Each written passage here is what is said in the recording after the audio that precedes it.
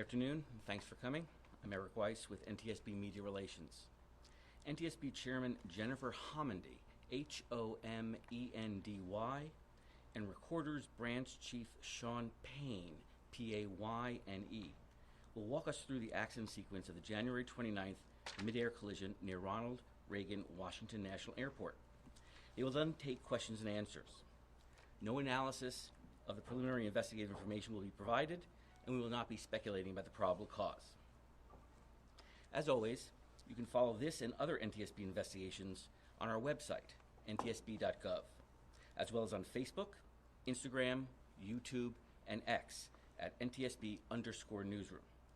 And reporters can always contact us through email at mediarelations@ntsb.gov. Chairman?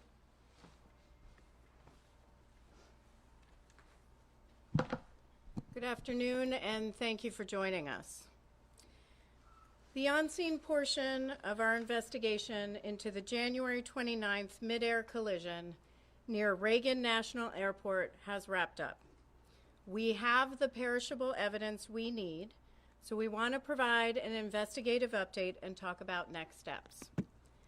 Let's begin with some information on the Blackhawk's route and then proceed through the accident sequence. This particular flight was a check ride for the pilot flying the Blackhawk. Generally, a check ride is a practical exam that a pilot must pass to be qualified to perform specific aircrew or mission duties. The Army does 3 types of check rides: instrument, annual, and night vision goggles. This was a combined annual and night vision goggle check ride. We believe the helicopter crew was likely wearing night vision goggles throughout the flight.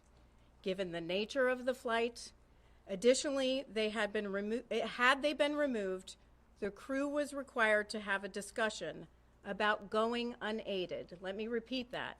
Had they been removed, the crew was required to have a discussion about going unaided. There is no evidence on the cockpit voice recorder, or CVR, of such a discussion.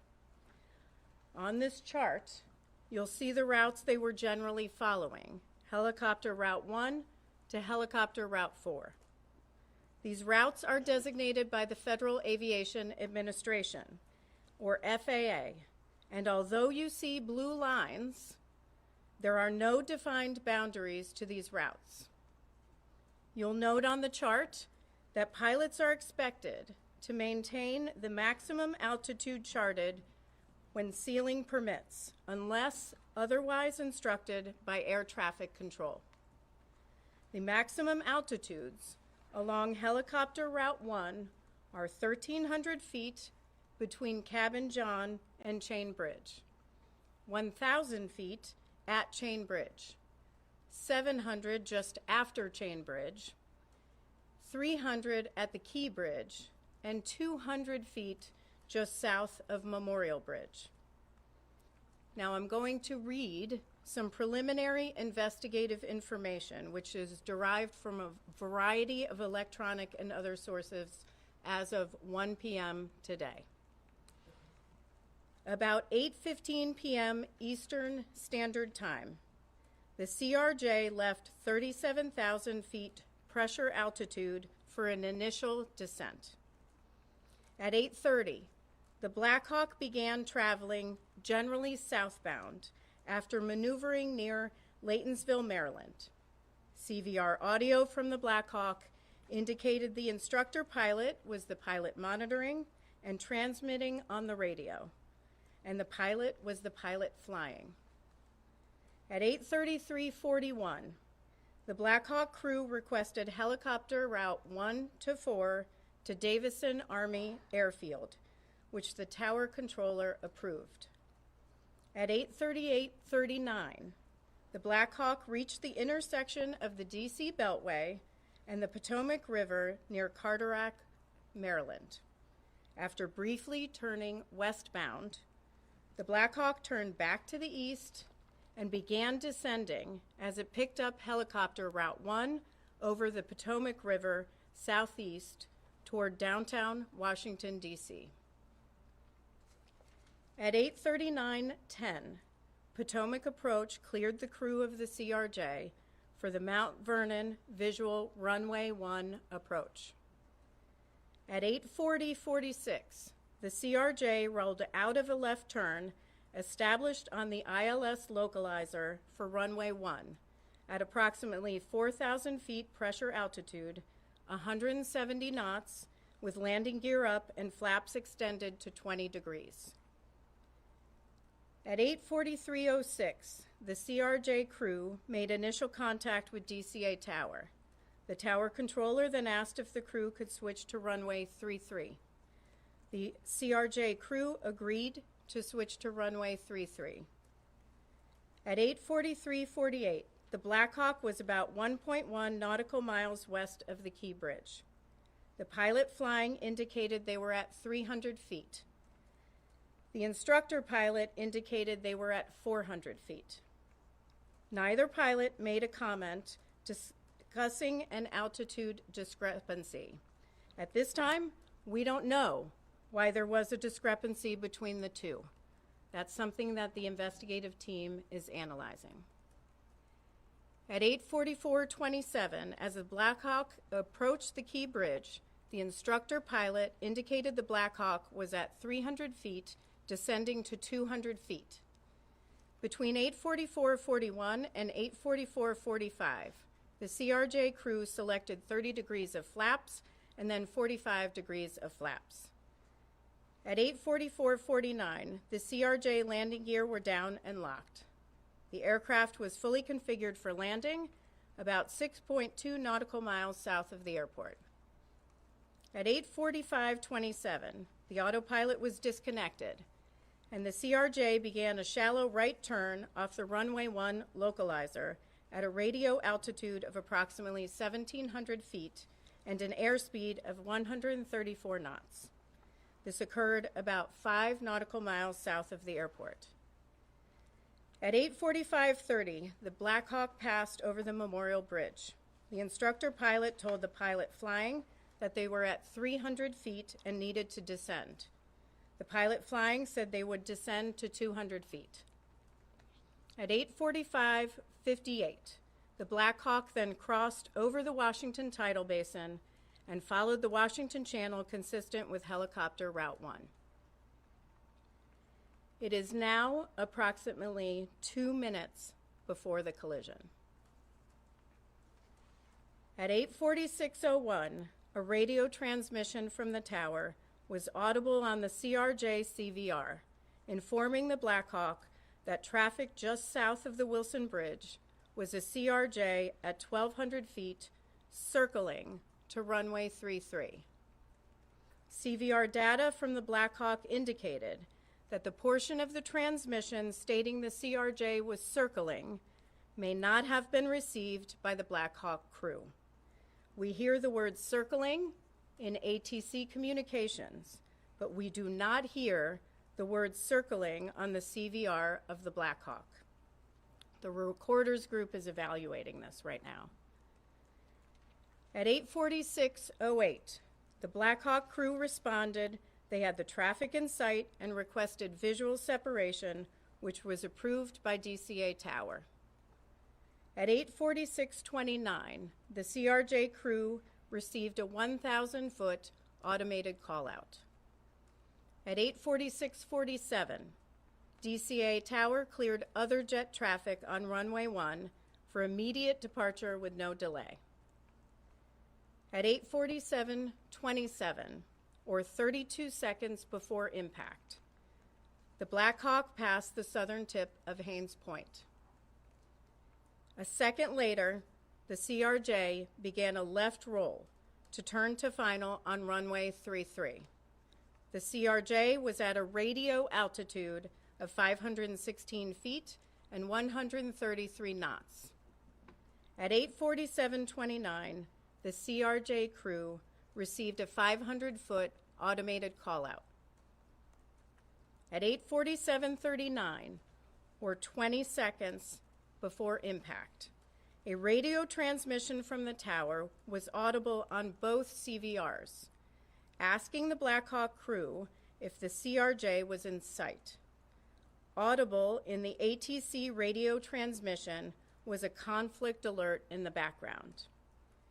At 8:47:40, the CRJ crew received an automated traffic advisory on the TCAS system stating traffic, traffic. TCAS is the Traffic Alert and Collision Avoidance System on the CRJ. At 8:47:42, or 17 seconds before impact, a radio transmission from the tower was audible on both CVRs, directing the Blackhawk to pass behind the CRJ.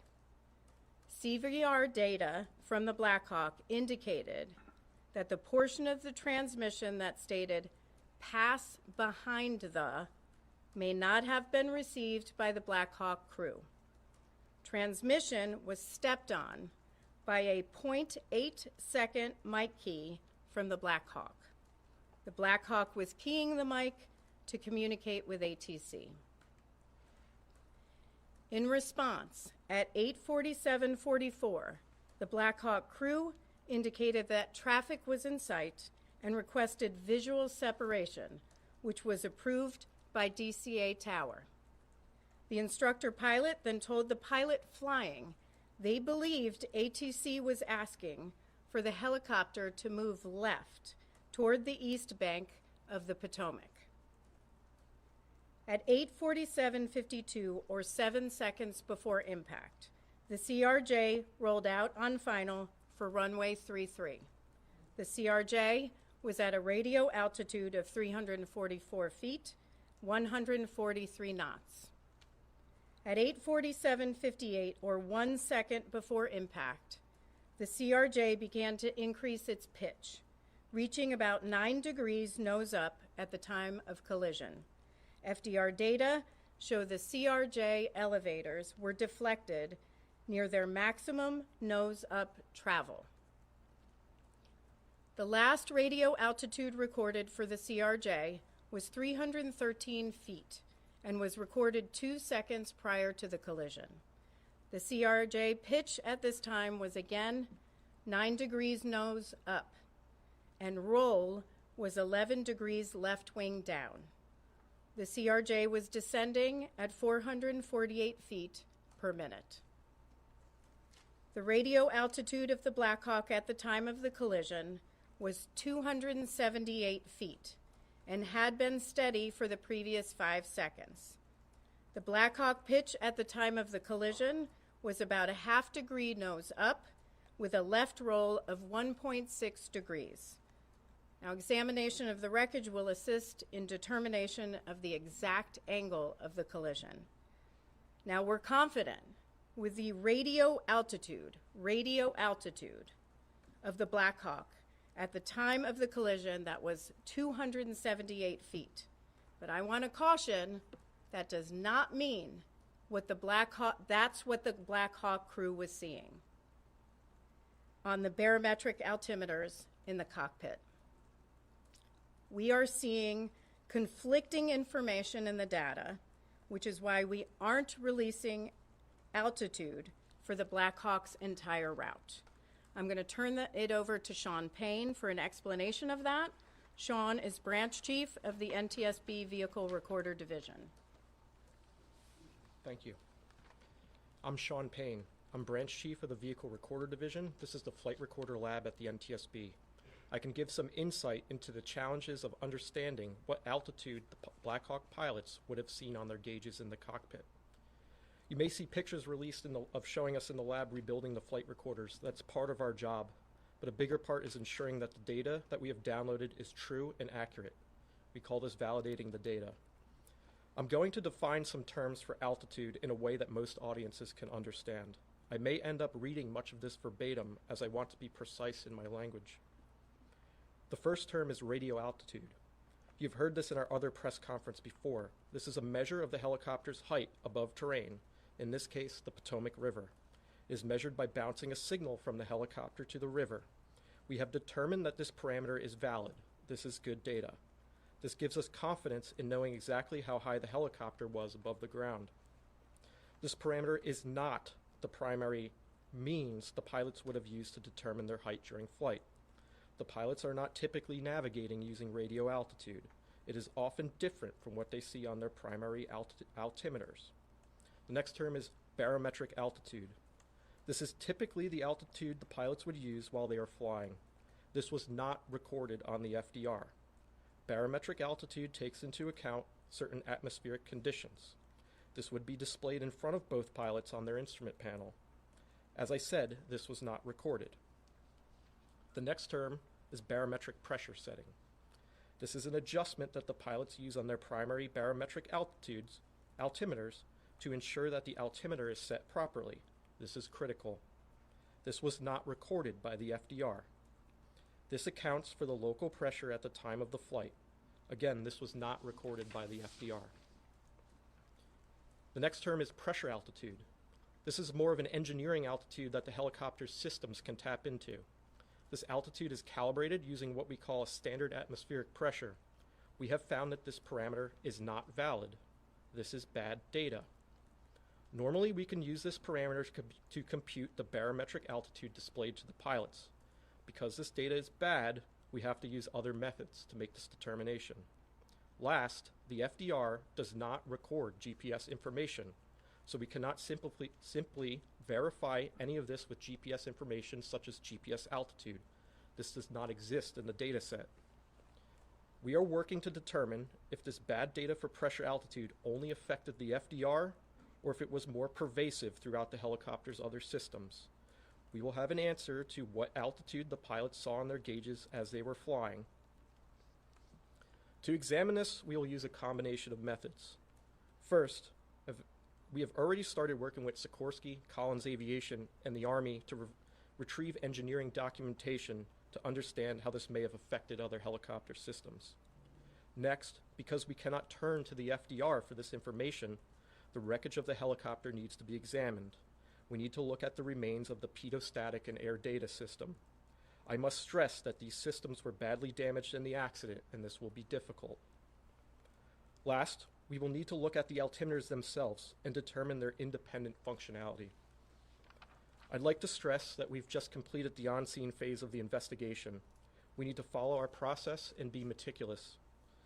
Ultimately, this work will determine the altitude displayed to the pilots and will be included in our final report. I'll pass it back to Chairman. Thanks, John. What I just read, we are going to publish that online, so I'm not going to take specific questions going back to certain times that I've already read. I think that can get very confusing, and so please refer to what we do post online. I do want to make a few corrections and also provide some additional information on a couple of other issues. First, the ATC group has been looking at the radio frequencies. The airplane and the helicopter were both on two different VHF frequencies, not UHF.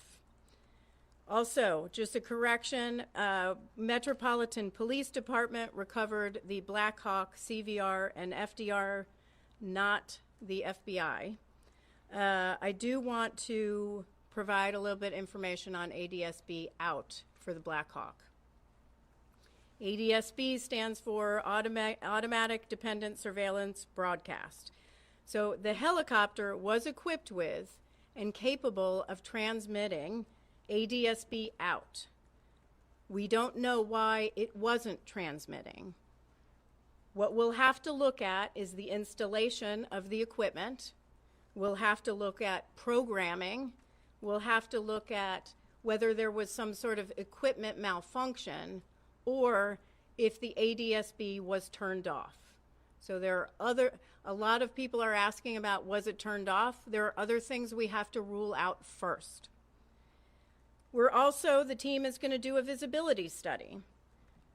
The visibility study, we're going to do a laser scan of the cockpits of an exemplar CRJ.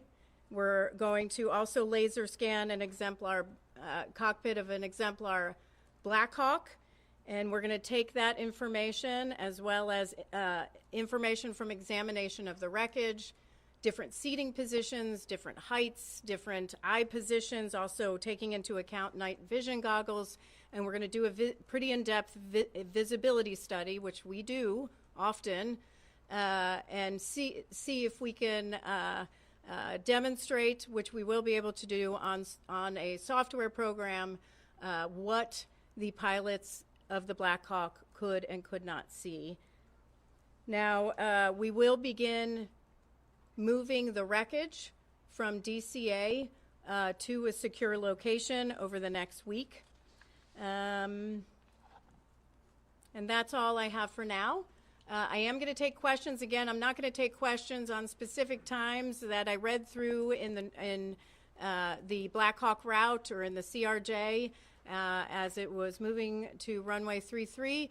But all of that will be online at ntsb.gov, and you can find that. So I will take questions as I call you.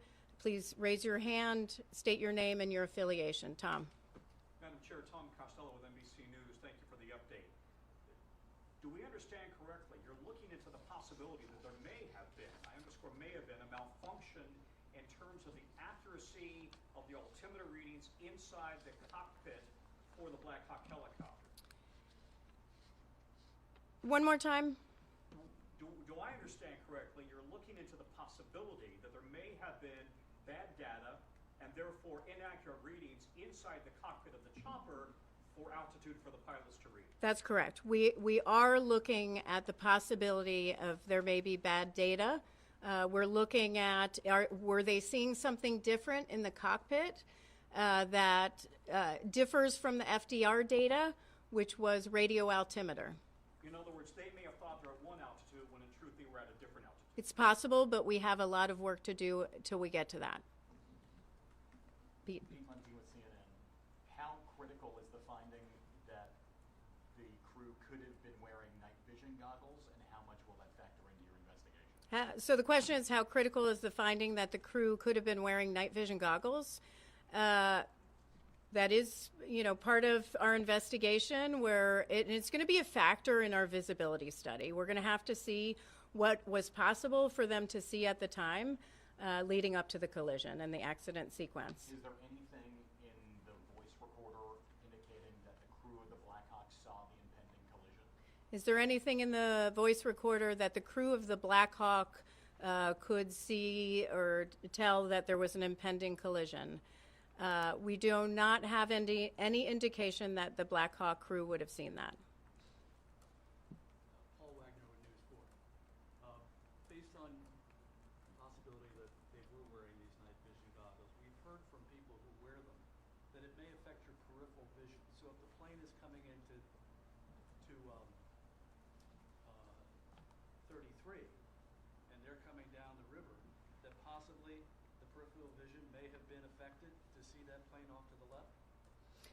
The question is visibility and night vision goggles. This is exactly why we do a visibility study, and we'll test that as part of our study. But time will tell. Just to level set here, we're only a couple of weeks out, and we have a lot of work to do. That will be a part of the work. Daniel Gilbert, Washington Post. You mentioned the CRJ got a traffic advisory before the collision. Do you know what aircraft triggered that traffic advisory? And do you know if it was the Blackhawk or some other aircraft? Do we know if the traffic advisory that was received by the CRJ crew was the Blackhawk? That's something that our ATC group is analyzing. Traffic control's message to the Blackhawk saying that they should pull behind the passenger plane. You're saying that didn't get through to the Blackhawk, saying that's what's being investigated, or it did get through and they weren't able to accommodate that? So the instructions from ATC were to pass behind the CRJ. That transmission was interrupted. It was stepped on. We do not have evidence on the CVR of the Blackhawk that they may have not received pass behind because the mic key. They were communicating with air traffic control at the time. Did that full message come through from air traffic control, like pass behind the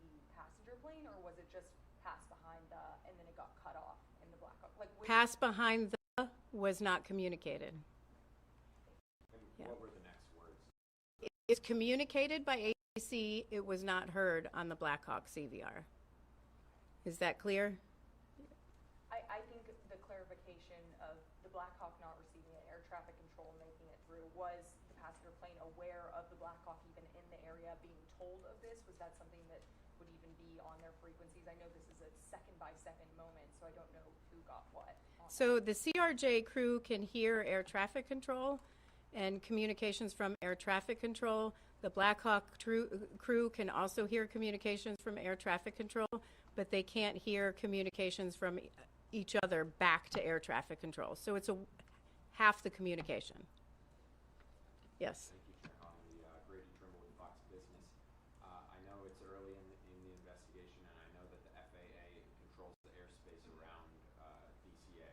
But at this point, would you say that the temporary restriction of helicopter flights is the right move, and would you advocate for a permanent restriction of those flights? Well, I do want to congratulate the Secretary Duffy for taking action immediately to restrict helicopter traffic, except for certain circumstances, life-saving flights and presidential flights. So I think they took the right safety action. We will have to, as we go through our investigation, look at the accident sequence and take our investigative information and determine what next steps should be done. It's too early for us to say whether it should be permanent. However, that's certainly something that the Secretary and the FAA can do on their own. And because it will be you guys who put the safety recommendations forward in the end, are there any others right now that would make flying into that particular airport safer? Yeah, so here's what I'm going to say. On aviation is the safest mode of transportation. I say this often. You are at greater risk getting into your car to and from the airport.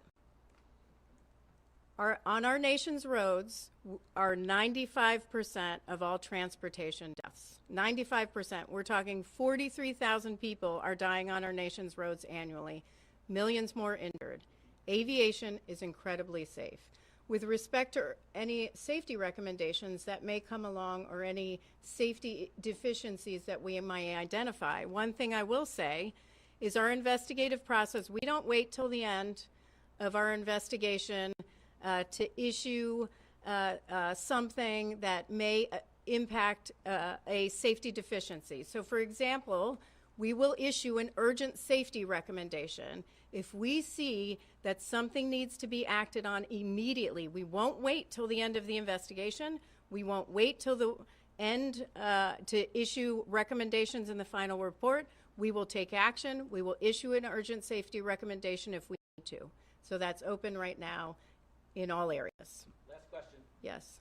Patrick Turks with Scripps News. There's been a lot of talk from aviation experts that maybe the crew on the CRJ, or on the Blackhawk, rather, was looking at the wrong plane. Can you talk about whether you've seen anything that would support that theory or oppose it? Yeah, I've read these reports. It's too early to tell. We're going to have to do our visibility study to look at all possibilities of what the crew might have been seeing. So more to come on that. Thank you very much. Thank you very much.